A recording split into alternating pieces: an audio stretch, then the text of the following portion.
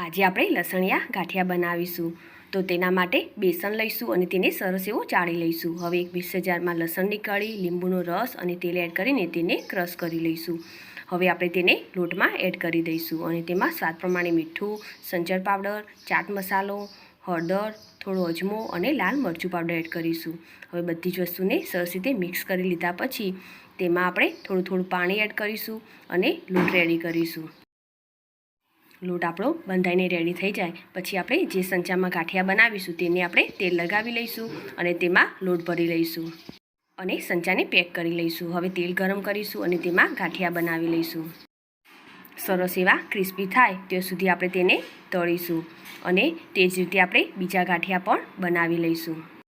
ડિટેલમાં રેસીપી જોવી હોય તો નીચે લિંક આપેલી છે અને મારી આ રેસીપી તમને ગમી હોય તો લાઈક, શેર અને સબસ્ક્રાઈબ કરજો.